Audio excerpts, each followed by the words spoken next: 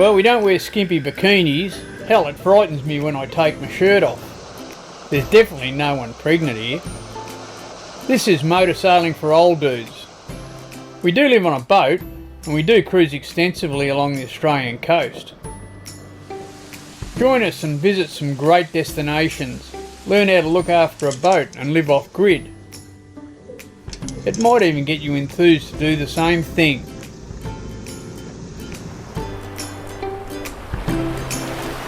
Hey, stay out there till you can't.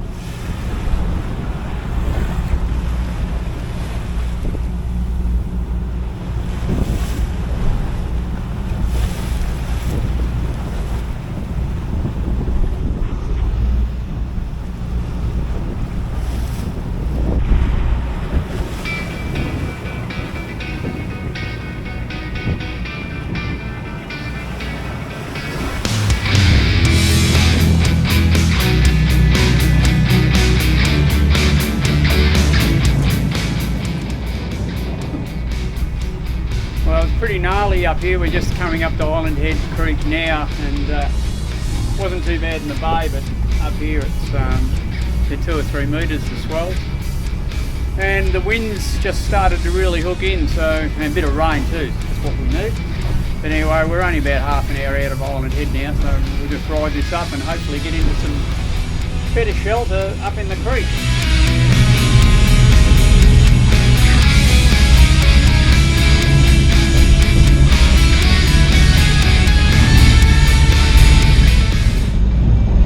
This is a place I don't like being in these conditions because we're really sailing up a lee shore here. If anything goes wrong and you lose power or steering, you'd be on those rocks in no time flat. So I'll be glad to get through this little section here and get into Island Head Creek. Well, it hasn't been much fun, but this is the entrance to Island Head Creek. That's Island Head you can see in front of us, and we've got to go around these rocks off the port. We'll leave them alone a bit and in behind the headland here, and that should at least get us out of these big swells, so we'll go in and see if we can find somewhere nice to anchor up. But yeah, not the sort of weather you should really be out here in. If you choose to do this sort of thing, you want to know what you're doing, trust your boat, and yeah, probably not do it.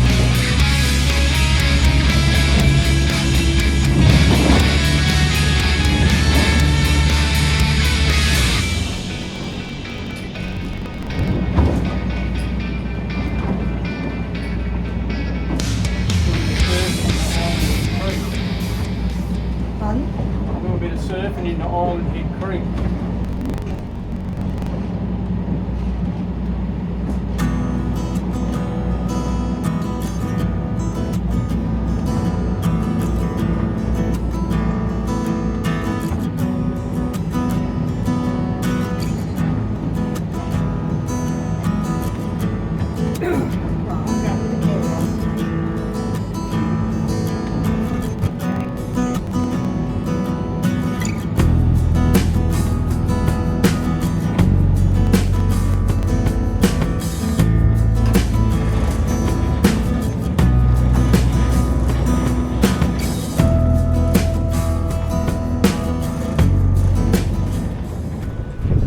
There's a lot of banks that come up at low tide, so I'm just keeping a really good eye on the sounder now. I think we're going to have about 1.5 metres under us at low tide, and it has got us out of the swell, so it's more rain on the way, but a lot more comfortable in here than where we were at Tool Bay, so we'll have a better night, I think.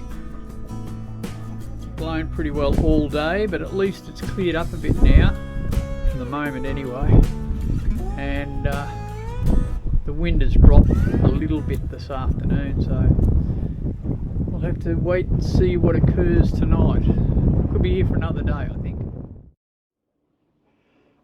Well, this is day 3 in Island Head Creek. we haven't been ashore. I haven't even unlashed the dinghy because it's just too rough to get out there. And we were thinking of going this morning, but the wind's right up again. It's up over 20 knots, I'd say, at the moment. High tide, and it's rolling in here a bit. Tomorrow it's supposed to come off, so we'll probably get going in the morning and head around to Strong Tide Passage. It seems to be breaking up a bit, but you think it's just going to be nice and sunny, and then it clouds up again and we get a bit of rain. So yeah, we're making the most of it. Mon's not getting too bored. She does a bit of colouring in to keep her occupied, actually. And I've been playing the guitar and doing a bit of editing, so that's all pretty good. But yeah, we'll be glad to get out of here and start moving again. Okay, well, it's coffee time, but not real coffee. Not real coffee. Not cappuccino, cafe coffee. But we made a plunger of coffee, so that's all good. We're in Island Head Creek. We had a run up here yesterday in some pretty rough conditions, but it was a good move because we had a really pleasant night and a really good sleep last night, so it was fantastic. And we're just trying to plan out what we do next. So from here, I guess the beaten trail is from here up to the Percy's, and the Percy's are definitely worth looking at. But if you look at Lucas, which is the cruising Bible, if you still do it in books, Lucas will take you from here to Percy, and most of the cruises head from here to Percy and then up to the Whitsundays.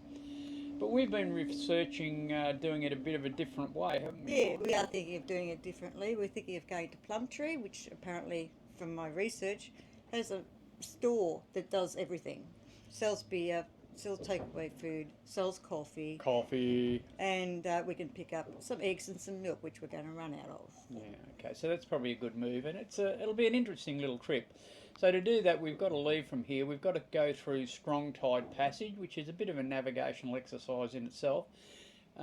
Even here in Island Head Creek, we're experiencing 4 metre tides at the moment, and as we go further up towards Mackay, they'll get up to 5 and 6 metres maybe. So you get a lot of tidal throw. The tidal flow through Strong Tide Passage, why it's called Strong Tide Passage, I guess, can get up to about 3 or 4 knots. So you really need to do it with the tide behind you, and we'll be trying to do that. So we'll leave here probably an hour or two before. It's not very far out of Island Head Creek and around to Strong Tide Passage, probably our tops.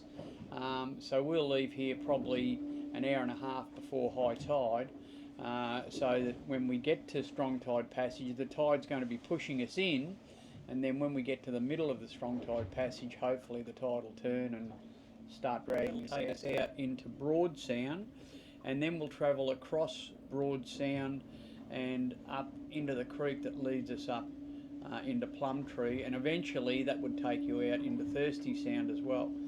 So a little bit of exploring to do over there, and the fact that we've got a store at Plum where we may be able to buy some supplies, but we should be able to get coffee as a bit of a draw card. And something else I've noticed, just researching it on Google, they've got a new pontoon on the boat route there.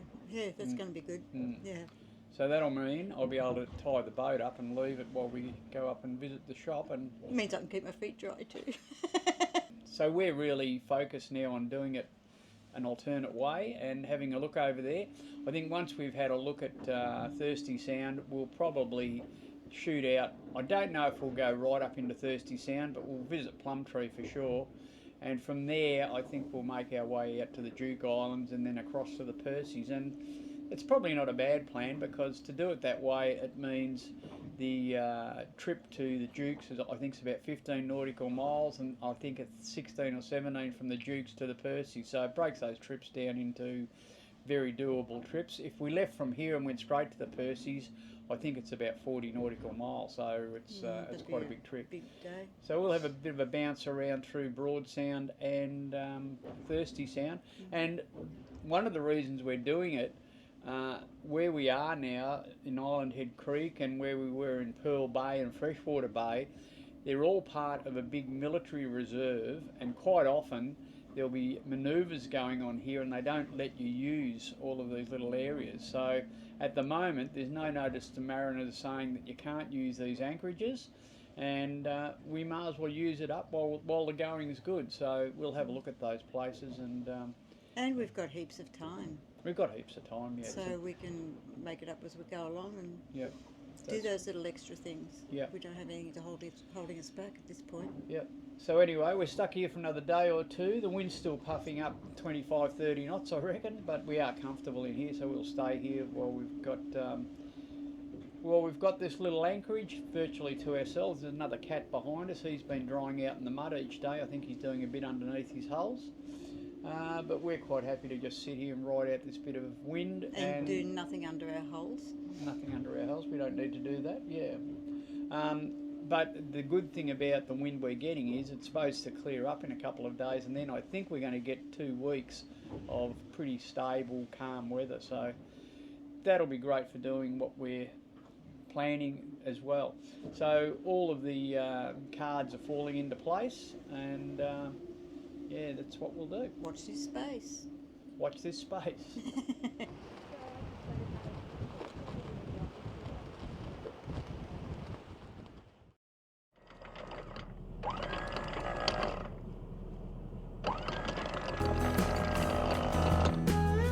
Well, it's been 3 days here in Island Head Creek, and it's been blowing the whole time. The wind's gone now and the sandflies are here, so we're going to get out of here.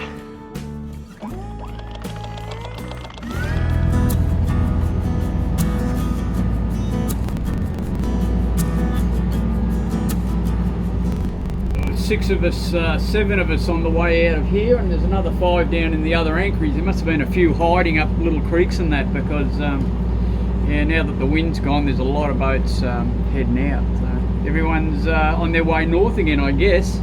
We left a bit early. The sandflies virtually drove us out of the anchorage there. They're shocking, and the mosquitoes. There's another one.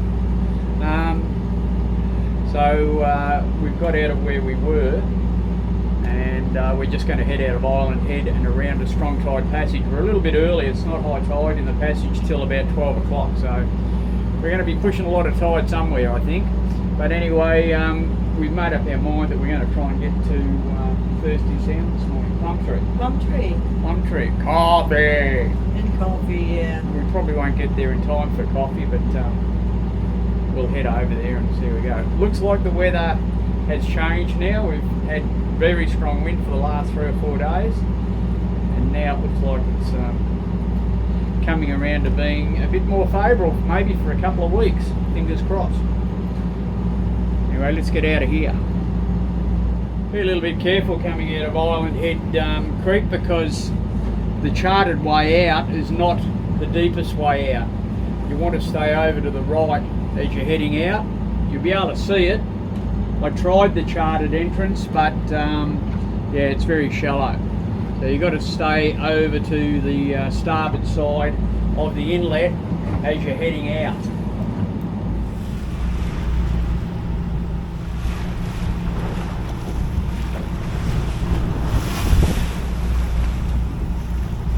This is Island Head, and we're covering a little backwash with the swells hitting that headland and running back out to sea. So it's a bit of a washing machine here, but we've just got to get around this point and we can shape a course for strong tide passage.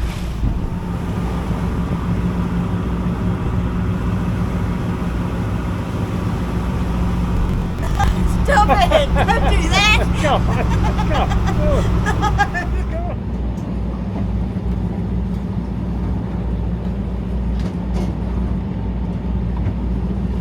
It's about 4.5 miles down to the entrance into strong tide passage. Okay. And once we've got round the corner there, we've got the tide with us now, so we're doing 6.6 knots, so we'll be down there in under an hour. We're probably going to get to the passage a little bit early because it's high tide at 12, and that's when we really want to be in the middle of strong tide passage about 12 o'clock. But we'll have the tide going in, but then we'll be pushing a lot of tide once we get to the middle. But we'll just see how it all goes.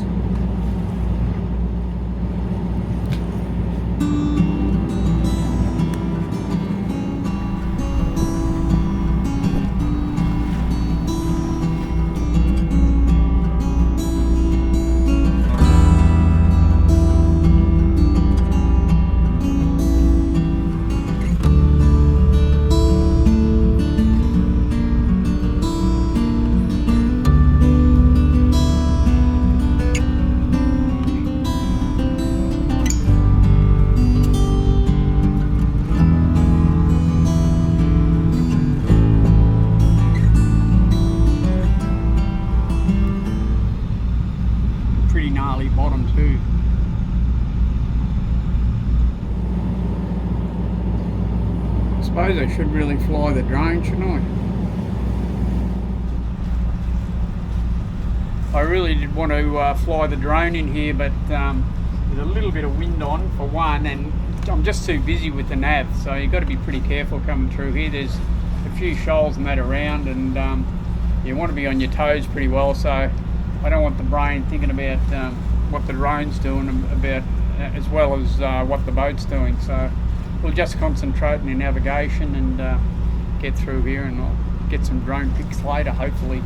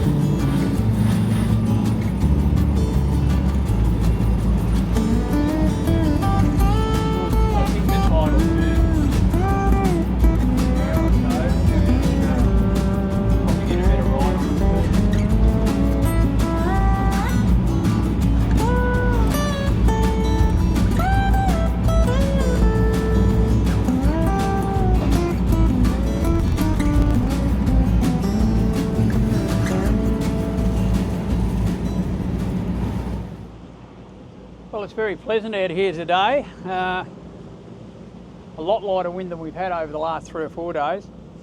We're just passing Collins Island here. There is anchorage behind that. We could go in behind that and anchor up, but we've decided to keep on going. And the point of land you can see down in front of us is Stanage, and then around the corner we're in Thirsty Sound, and we're going to a little town called Plum to have a look. They've got a store there so we can get coffee, very important. But we might be able to get a few supplies too. We're getting a bit low on eggs and milk. So we'll go and have a look at the Plum store at Stanage. Yeah, we might spend a couple of days there, and then we're going to head out of Thirsty Sound to the Duke Islands, which will be out this way. They're probably the Dukes you can see out there. You probably can't see them, but there's a set of islands out here. That'll be the Dukes. Very pretty little area. We'll go out and spend a day or two there. And look, it looks like we've got the weather is going to be like this for the next week or two, I hope. So we should be able to have a little bit of a bang around the southern Whitsundays and have a look at what's out here. Once you get up into this area, for half of the day you're going to be pushing tide. The tides up here can get anything up to 6 or 7 metres high, so there's a lot of water flowing in and out on this part of the coast, and it sets up a bit of a current. So usually for half the day you might be pushing 1 or 2 knots of tide, but then for the other half of the day you'll probably pick up that 1 or 2 knots of tide, and there's no real way around it. You can do what you can. We've been pushing a little bit of tide up into here. The tide turned about half an hour ago, and now we're doing a better speed again. Sail definitely helps, but yeah, having that bit of tide certainly helps as well. Anyway, here's to some better cruising weather.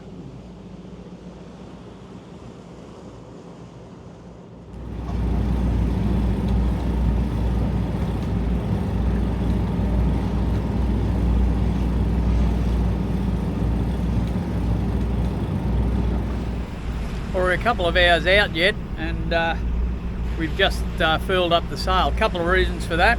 One, the wind is virtually not going as quick as what the boat is, so the sail was collapsing a fair bit of the time, so it wasn't doing much for us. And the other thing is, with the sail out, it was really covering the solar panel, so we didn't have much sun pumping up our batteries, and we've had quite a few very overcast days, so our battery capacity is down a bit. We just wanted to pump a few more watts into the house bank, and that'll do that in over the next 2.5 hours until we get down to Thirsty Sound. Still pleasant out here, but yeah, it's been a bit of a long trip, but yeah, a good one. We've enjoyed it.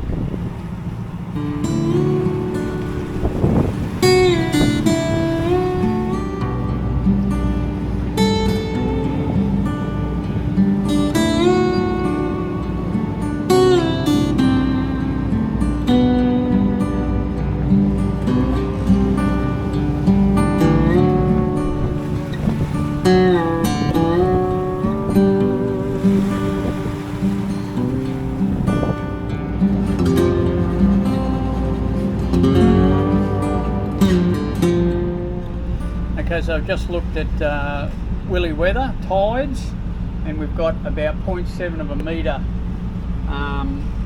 to fall before low tide, and that's the lowest tide for tonight's tide is lower than the one tomorrow. So 0.7, and we want 0.7. If I allow 3 metres, that'll be pretty good for us. So I'm just going to sneak into the bay. We're coming up onto the bank now, and I'll just back off a little bit and we'll get in a bit closer and find somewhere to anchor up. But ideally I want to be on a flat bottom with about 3 metres or 3.5 metres of water under us. Sneak in and have a look. 6 here, and the bottom looks like it's pretty sandy, I'd say.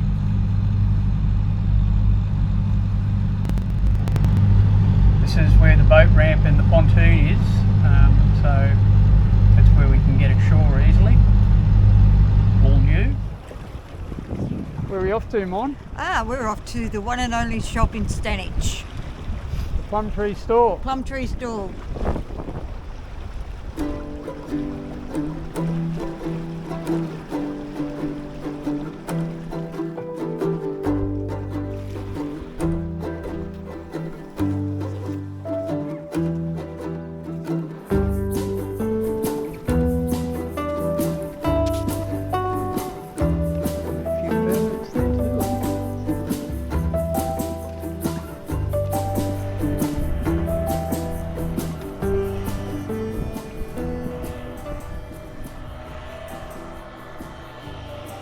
This is the Plum Tree Store.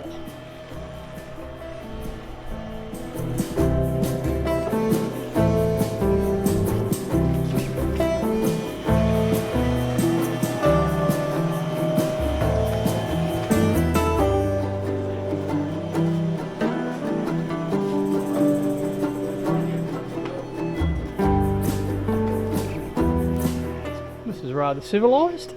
Father civilised. Thank God there's this one-stop shop for everything here. Bit of a grocery. We think we can get the supplies we need, and just settling for the afternoon with a little drink. Yeah. Cheers.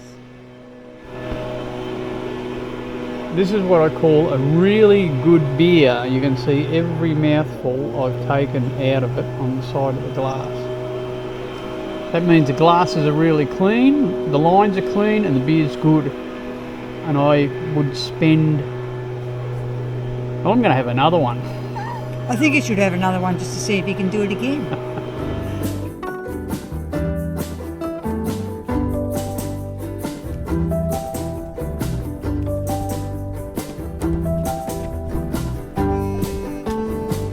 What's happened, Mon?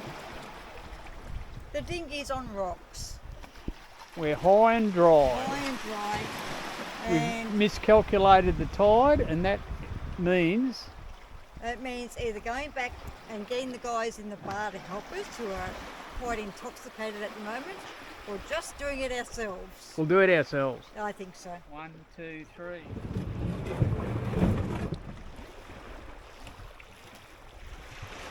1, 2, 3. After this one you can jump in, I think. We have a good one. Okay. 1, 2, 3. Copy, darling. All right.